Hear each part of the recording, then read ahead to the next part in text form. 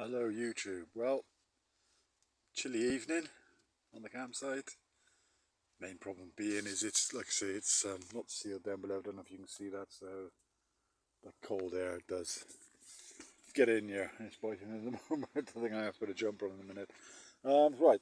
The main reason I'm starting this little clip is finances allowing. When I finish my 14-hour shift tomorrow evening at 9:30 in the evening, I will basically look. It sounds a bit silly, but I would look on my bank account if I think I can afford to. I'm off to Germany for 3 nights. So yeah, Friday, Saturday. Yeah, so I'll be back Sunday sometime. That's the plan anyway. So the big problem is, how good's the car? Is the car up to it? It's got its issues. It's got a couple of sensors that will need replacing. I just haven't really got the money to spend on that at the moment. That'll have to wait till next season when I come back next April. So anyway, this is the first of the videos. So we're now Wednesday evening. Done my laundry. I've done a shift today, and so I'm up early in the morning. I'm up at what would I be up in the morning? 5 o'clock-ish in the morning. 5:10. I'll be up. Start work at 7:30 tomorrow morning. Finish at 9:30. Like I say, it'll be on my phone, on the internet banking. Check how much I've got. If I've got enough, and there is a fine line, there really is, because I have to come back with a certain amount each year. So if I can do it, my plan is, and what I hope to do, is get to my youngest son's birthday, which is Friday the 13th. He was actually born on the Friday the 13th. So yeah, it's a bit of a special one. He'll be 28. Desperate to be there. I haven't seen my youngest son 4.5 years. My oldest son, Robin, I haven't seen for nearly a year and a half now, actually. So yeah, so it's well time that I get over there and visit my family. Right, catch you later. Well, good morning. So I did my 14-hour shift yesterday. It is now 7:10 in the morning. I'm down at Dover, ready to board. First problems I've had, so diversions, 2 diversions, basically took me an hour longer than what it should have, but I left myself so much time, it doesn't matter.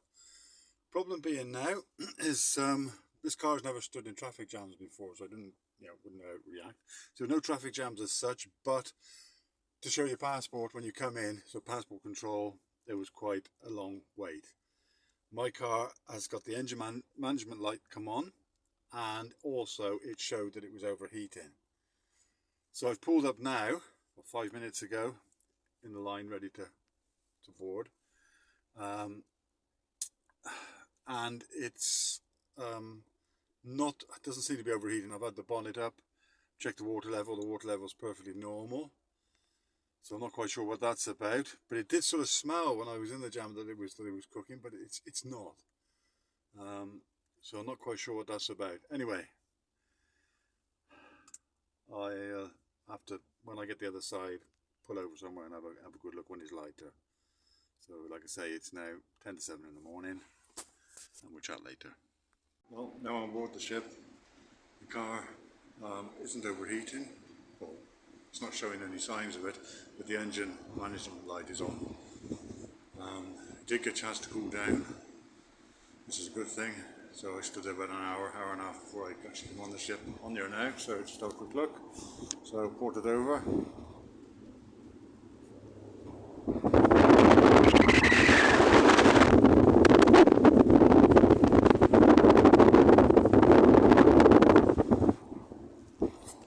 So I'm just having a quick pipe, and then drop it off.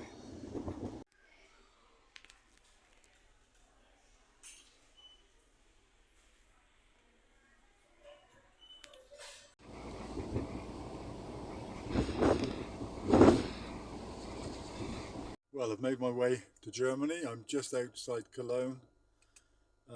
The car is still showing the engine management light, whatever you want to call it, warning light. It's done that all the way since Dover. Started, like I told you before, it started at the port when I was in such a queue to passport control. That's when it started. The car looked like it was going to overheat. It didn't, but yeah. So I'm never mind. I'm now. So I've been in Germany. I've driven. I was going to have a few breaks. I was going to have a sleep. So I'm now extremely tired. I'm now tempted whether I should, but I'm nearly there. So I'm probably going to move on again in a bit. Just a quick break, smoke my pipe, and so on, and then I'll be on my way again. So I'm about half an hour to 40 minutes away from my destination. The problem with my destination is I've got the address that my oldest son Robin sent me, his address. I'll be stopping tonight. Trouble is, it's on my phone and I haven't got any internet, so I haven't got any roaming, whatever you call it, so I'm gonna have to see how I'm gonna find out. I know roughly where he is, so I'm gonna do my best. So it might be a bit of driving around. My other option is to try and find a phone box, if there's such a thing nowadays here in Germany. I know they don't really exist in England anymore, but anyway, I'll give it a go. Speak later.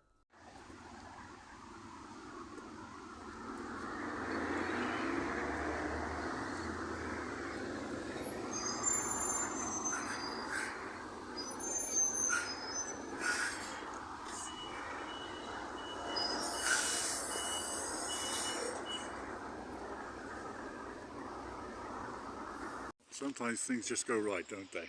So I hadn't got the village from where my son lives.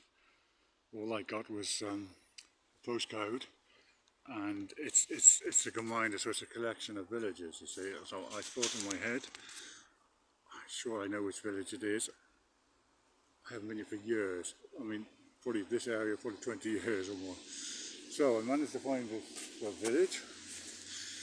Couldn't find the street I needed, where they are. And that's all I got, just the street. I'm guessing that I'm in the right village. And it's just quite a big village. Anyway, so I pull in here.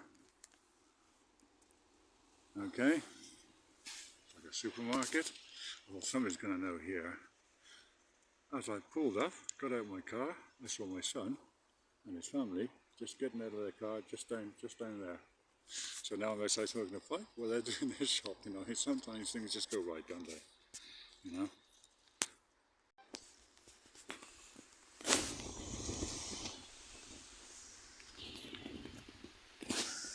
Quite a successful morning. As you know, as you can see, I'm a pipe smoker.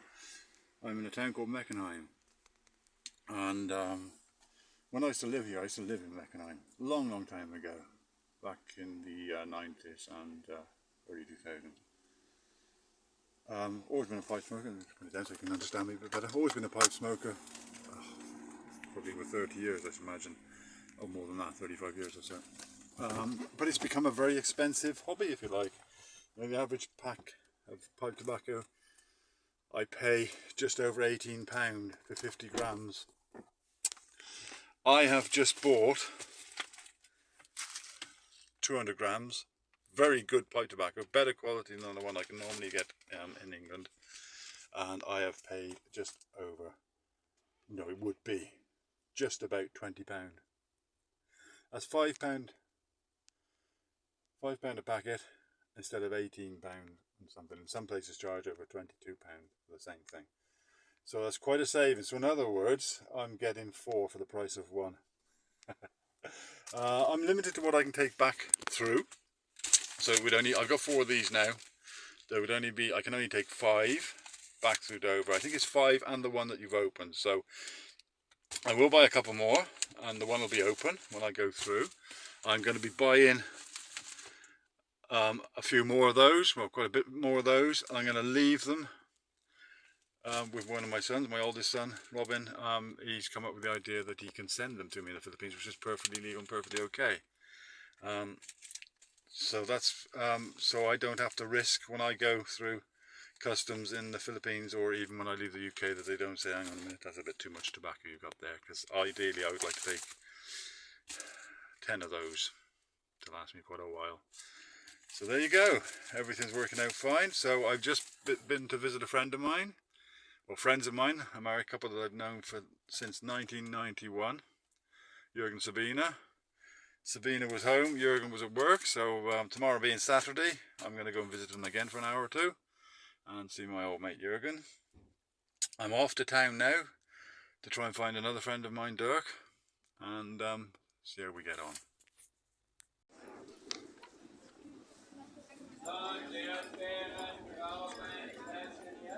Ja,